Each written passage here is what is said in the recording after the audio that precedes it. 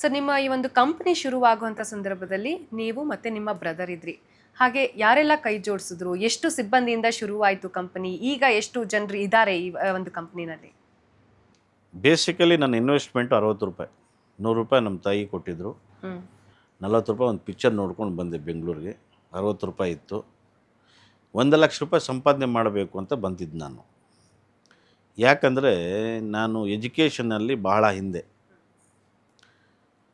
SSLC 3 ಸಲ fail ನಾನು. Okay. ಬಹುಶಃ SSLC ಎಕ್ಸಾಮಲ್ಲಿ ಯಾವುದಾದ್ರೂ ಸಾಂಗ್ ಬರೆದಿದ್ದರೆ ಅದು ನಾನೇ ನೀನು. ನನಗಿಷ್ಟ ಇರಲಿಲ್ಲ, ಇರೋದು ಹೇಳ್ತಾ ಇದ್ದೀನಿ. ಬಂದ ಮೇಲೆ ಎಲ್ಲ ಎಜುಕೇಷನ್ ಆದಮೇಲೆ ಎಲ್ಲರೂ TCH, ಪೊಲೀಸ್ ಉದ್ಯೋಗ ಎಲ್ಲ ಸೇರಿಕೊಂಡ್ರು. ನಾನು SSLC ಫೇಲ್ ಆದಮೇಲೆ ನನಗೆ ಬಹಳ ತೊಂದರೆಗಳು ಬಂತು ಅಲ್ಲಿ.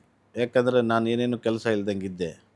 ಏನಾದರೂ ಒಂದು ಸಾಧನೆ ಮಾಡಬೇಕಂದ್ರೆ ಅಲ್ಲಿ ಎಜುಕೇಷನ್ ಇಲ್ಲ.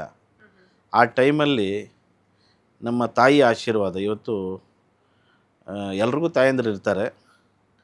ನನ್ನನ್ನು ಹೆತ್ತ ಆ ತಾಯಿಗೆ ಎಲ್ರಿಗಿಂತ ಜಾಸ್ತಿ ನಮ್ಮ ತಾಯಿ ಅಂತ ನಾನು ನಂಬ್ತೀನಿ.